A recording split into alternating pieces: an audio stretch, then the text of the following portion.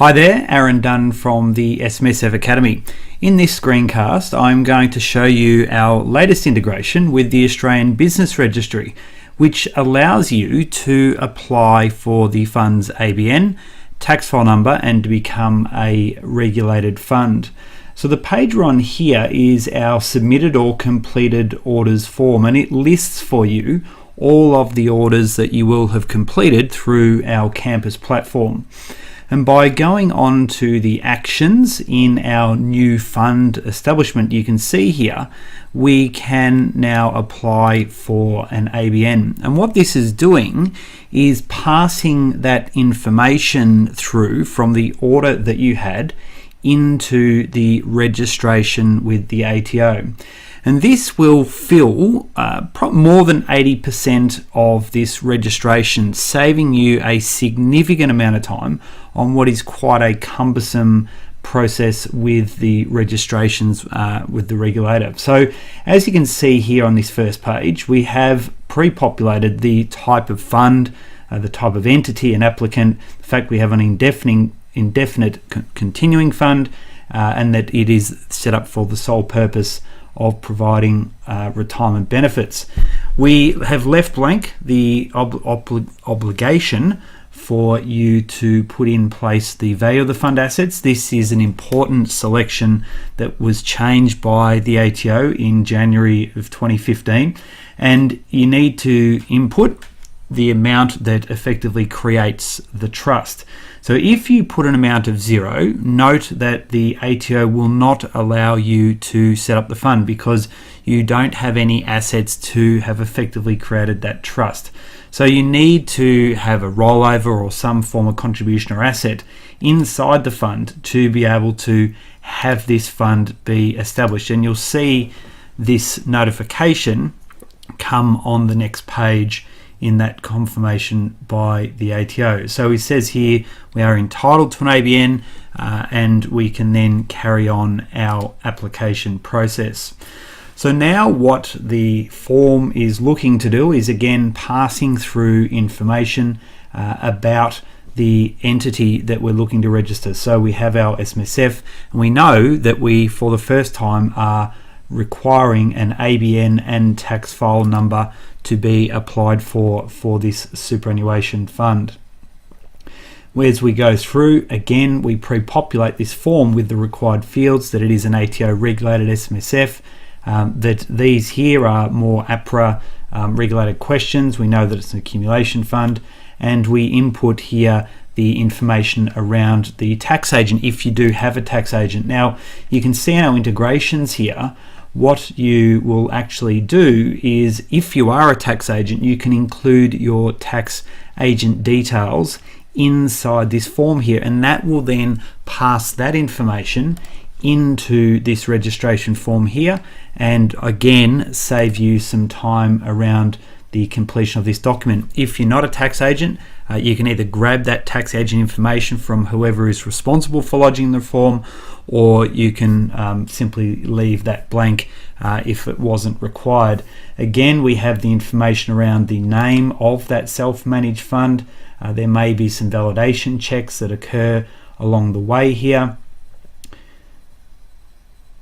But effectively, again, we have this situation where all the information is being pre-filled in this document for us. And this is just noting here that we've already previously looked to do this. This is one of our test funds. So you just need to go through and highlight some of the items on here. We want to notate when the fund came into existence. So we can insert that date there. Simply click next, and it's now going to take us through to our associate details.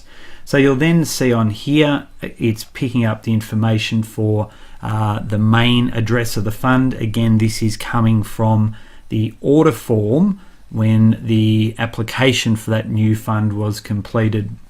Again, if you have numbers in your user profile within the SMSF Academy, these things would automatically populate, and you can simply go through and input all that information in here.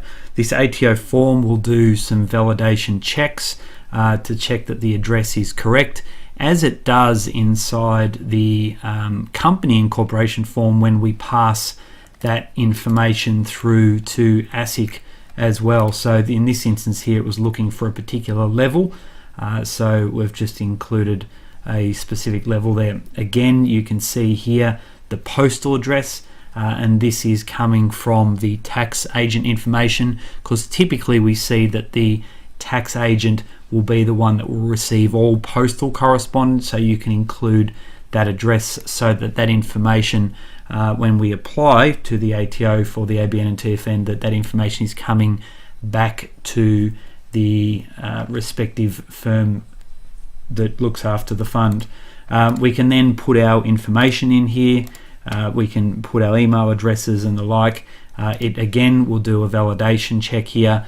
This information is being picked up based on the tax agent information and the information within your user profile. So it just wants to make sure that the email address is correct.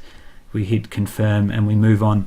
Again, I'm showing you here that we can save a significant amount of time just by simply having this information automatically pass through to the ATO. We've spent a significant amount of time getting this right, and you can see here some of these leverage benefits that it's providing. So we have here, we've got John Citizen's information that's passed through. We can simply tidy up what's missing and put all the information into his file. So we'll add John here in this instance, and again it will just confirm his information, tax file numbers and the like, when we input that information straight in. So we can see there this individual would just be confirmed here, and it will allow us to carry on. Having added the first member, we then it's automatically passing that information through to add our next member, as you can see here. And again, we simply will add that information and continue on in the application process. So now we can see that we have both of the members that have been added, and those members are also the trustees, and it allows us to now carry on in that application process and do the necessary declarations and registrations. Again, we have the requirements here in determining whether we're looking at pension powers or corporations powers. If it is a corporate trustee, it will automatically tag it for corporations powers. If it's individual trustees, then it's only looking here at the instance of our pension powers. So again, we can simply put in our date of our record that we're making this application.